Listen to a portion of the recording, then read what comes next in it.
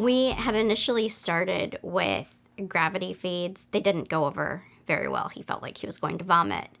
And so at that point in the hospital, they just decided to go ahead and go with a slower feed through the pump. We do all of our feeds through pump.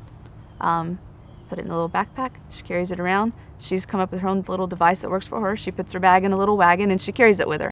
He gets a 10-hour night feed. And then during the day, he gets 2 1-hour bolus feeds. And then he also drinks formula twice a day. We figured out her feeding schedule by basically, well, we had to go along with what time she has to go to school and then kind of the school schedule and then what time she needs to eat before she goes to bed. So, and we had to space that out so, her stomach would be relatively empty before the next feeding started. You still want the family time. You want her to understand that, there's a gathering. If the time comes that she ever can eat, you want her to understand that that's how it works. We did a lot of therapy while we ate. I would give her noodles, she would play with noodles, or we would do whipped cream and let her play in the whipped cream, or even Play-Doh to get therapy in while we were eating.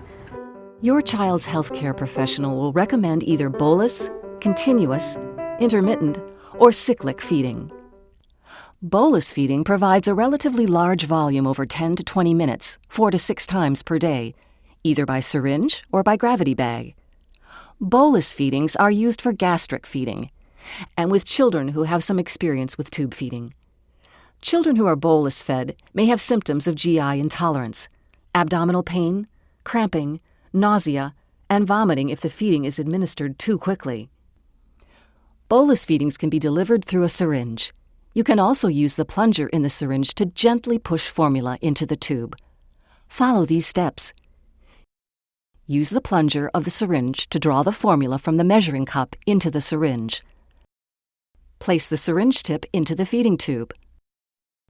Push the formula into the feeding tube slowly and gently until gone, about 10 to 20 minutes. If your child's healthcare professional has told you to take extra water after feedings, use the plunger of the syringe to draw the prescribed amount into the syringe. Push the water into the feeding tube slowly and gently to flush the tube. You can also use the syringe to deliver bolus feedings by gravity. Remove the plunger from the barrel of a syringe. Place the syringe tip into the feeding tube. Hold the syringe above your child's stomach.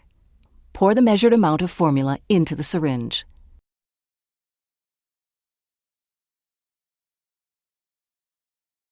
Open the clamp. Slow the flow by lowering the syringe, or speed the flow by raising the syringe. Allow the formula to flow slowly into the feeding tube until gone. Ask your child's healthcare professional to provide you with the amount of time it should take to infuse the formula. If your child's healthcare professional has told you to take extra water after feedings, pour the prescribed amount into the syringe. Allow the water to flow into the feeding tube until gone to flush the tube. In another form of bolus feeding, the gravity feeding container is suspended above your child, and the formula flows down through your child's tube. The flow is controlled by a clamp on the feeding set that allows formula to slowly drip into the feeding tube. Follow these steps. Hang the filled feeding container about 2 feet above and to the side of your child's feeding tube. Remove the cover from the end of the feeding set. Prime the feeding set and close the clamp. Insert the tip of the feeding set into the feeding tube. Slowly open the clamp on the tubing. Use the clamp to control the flow. Set the flow to the gravity drip rate written on your child's care plan. Make the flow faster by opening the clamp. Make the flow slower by tightening the clamp. When the feeding is complete, close the clamp. If your child's healthcare professional has told you to take extra water after feedings, pour the prescribed amount into the container. Open the clamp and let the water drip in until gone. After each gravity feeding, flush the feeding tube as recommended by your child's healthcare professional. Close the cap on the feeding tube until the next feeding. With continuous feeding, the nutritional formula is delivered slowly over 16 to 24 hours. Continuous feeding can be delivered using gravity or a feeding pump. If your child has a feeding tube that goes into the small intestine, You must use a feeding pump to deliver formula at a slow, continuous feeding rate. This is because the small intestine cannot hold as much formula as the stomach. A feeding pump controls the flow of formula.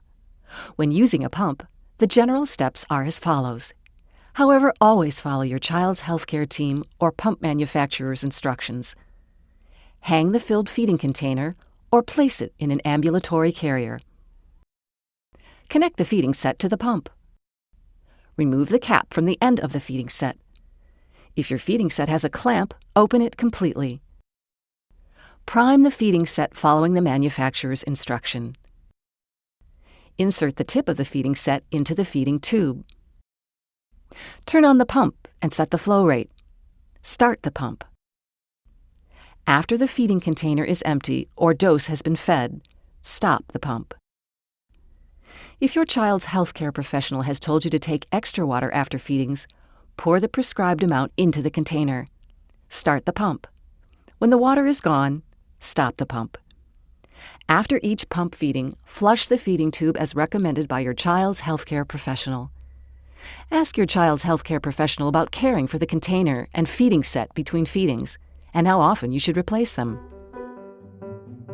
Intermittent feeding delivers a large volume of formula over 60 to 75 minutes, 5 to 8 times per day. A feeding pump can be used to deliver intermittent feedings, but it is not always required.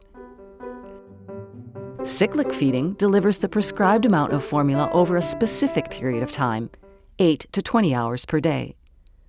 Cyclic feedings are usually given by feeding pump. A feeding pump is required for feeding into the jejunum.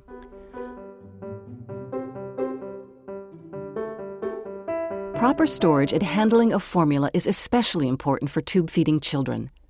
Unopened formula should be stored in a cool, dry place. Mixed powder or concentrate formula can hang for up to 4 hours. Always mark the container with the date and time.